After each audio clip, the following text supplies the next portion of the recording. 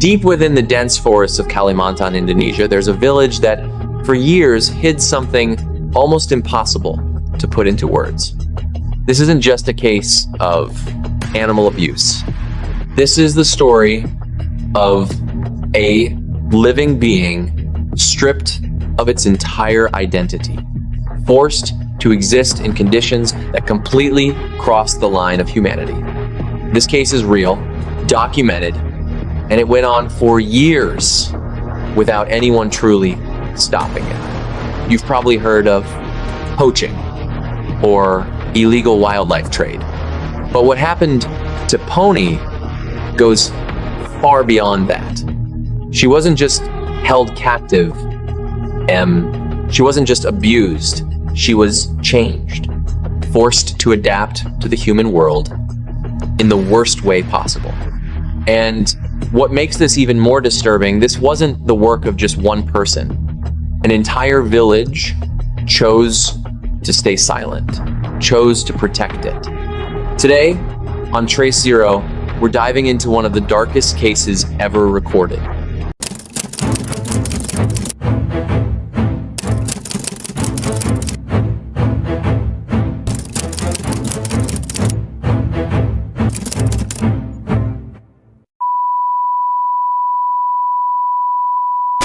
Hi Tracers, Sean is here. What you're about to see today is not just a story. This is a piece of reality, one that remained hidden for years, buried far away from the world's attention. A case so taboo that it was protected by the very community around it. We're not talking about ordinary illegal trade. We're talking about how an identity can be completely destroyed systematically until the victim no longer even recognizes what they are. Everything in this video is based on investigative reports, rescue documentation, and archives from conservation organizations directly involved on the ground. And before we begin, I want to ask you one question. If humans are capable of something like this, where exactly do we draw the line between human and monster? Pay close attention, because you never know how deep this hole goes. Pony is believed to have been born sometime in the mid-90s, deep within the forests of Central Kalimantan, Indonesia. At just 1 to 2 years old, an age when a baby orangutan should still be completely dependent on its mother, her life changed forever. At that moment, she didn't even understand the world around her. But humans had already begun teaching her what suffering feels like. Poachers entered the area. Their method was always the same and always brutal. To take a baby orangutan, they first had to kill the mother. Pony's mother was shot and fell from a tree dozens of meters high. And Pony, still just a baby, was taken from her mother's body while it was still warm. At that moment, the life she was meant to live ended before it had even truly begun. After that, Pony wasn't taken directly to Karangpangi. She was passed around multiple times, a common pattern in illegal wildlife trafficking, until she eventually ended up in the hands of someone who didn't see her as a living being, but as an opportunity. Under her new owner, Pony's natural instincts were slowly stripped away. She was completely separated from everything she once knew and placed inside a small brothel in the middle of a remote mining settlement.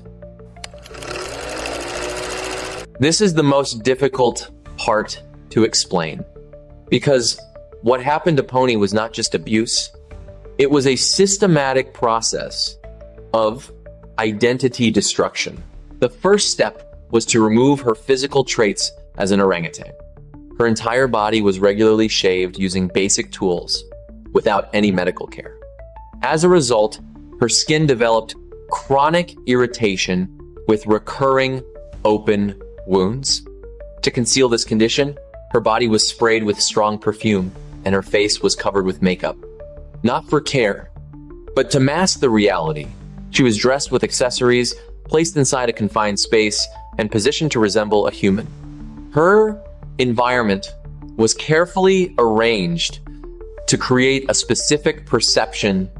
Whenever Pony showed natural behavior, like biting or resisting, she was punished, beaten, restrained, forced into submission, until eventually she stopped resisting. Instead, she was conditioned to display behaviors that were considered acceptable. Following instructions, interacting with humans in controlled ways, and every act of compliance was rewarded. This is known as conditioning, a psychological method used to shape behavior through fear and reward. For years, Pony lived in a confined space.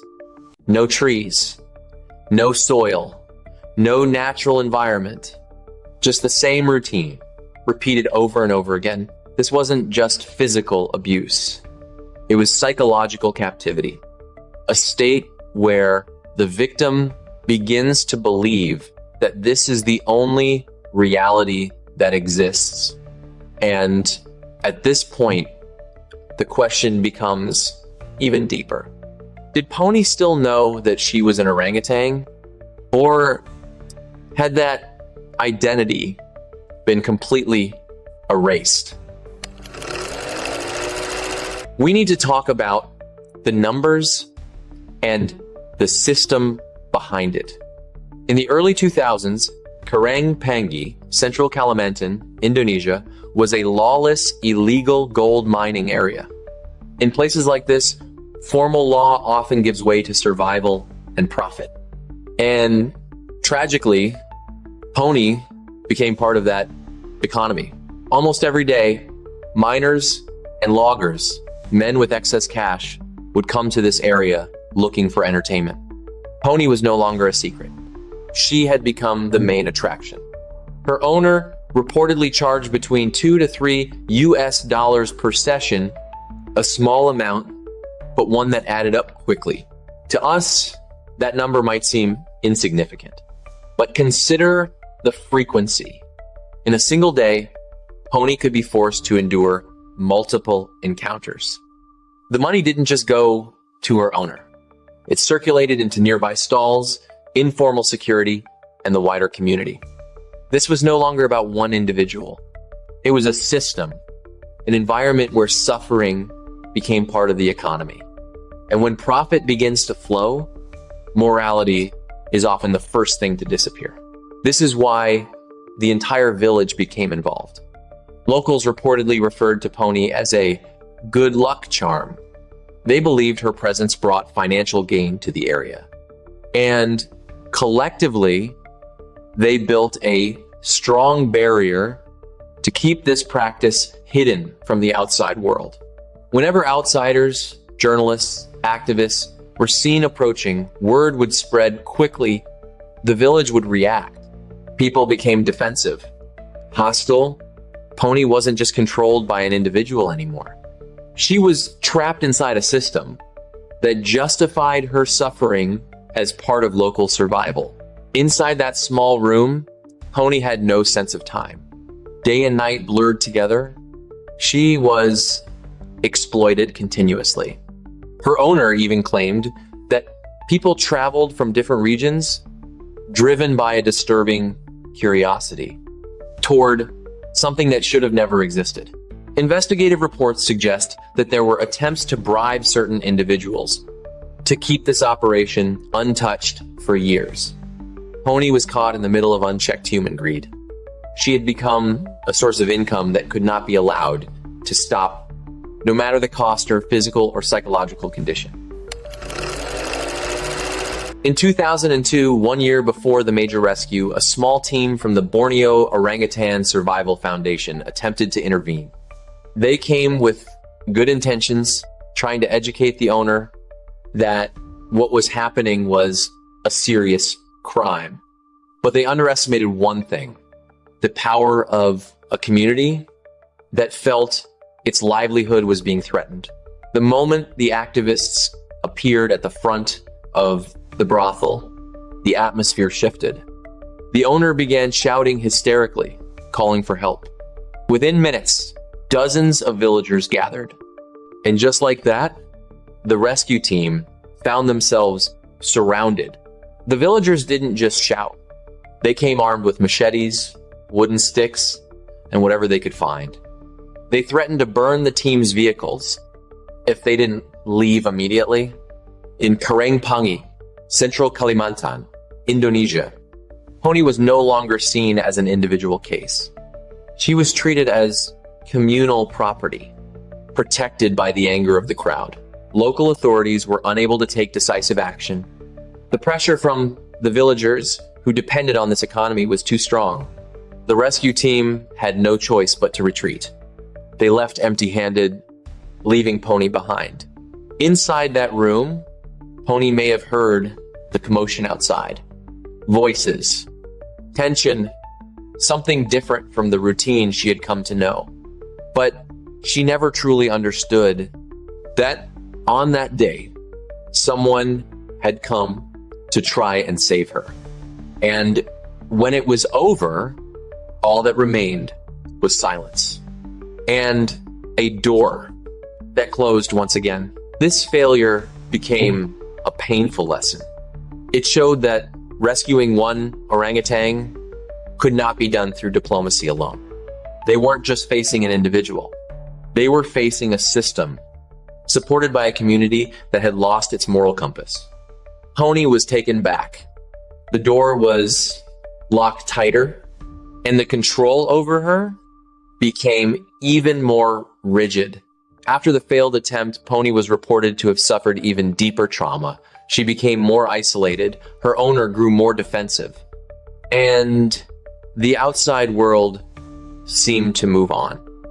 But behind those walls, the exploitation continued, as if no law could ever reach it. January 2003. The team didn't give up.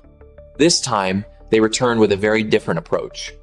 They knew this was no longer about negotiation. This was a rescue operation. Around 35 to 40 armed police officers were deployed to secure the area. The operation was planned with precision. Every access point was covered. They couldn't afford another failure. Not after what happened the year before. This time, there would be no room for resistance. As the raid began, Pony's owner reacted dramatically. She cried, clung to Pony, and shouted that the police were taking away her child. A disturbing contradiction, considering she was the same person who had repeatedly subjected Pony to years of mistreatment. The villagers still tried to resist, but this time, the law held its ground. Police formed a barrier, holding the crowd back, while the rescue team moved in toward the dark room where Pony had been kept for years. The moment the door was forced open was both heartbreaking and deeply disturbing. They found Pony in a severely neglected condition. She was wearing earrings, her makeup had smeared under the heat and sweat, and when she saw the uniformed men, her reaction was immediate fear. For the rescue team, this was no longer just an operation. This was the moment they saw firsthand how far human behavior could deviate from basic humanity.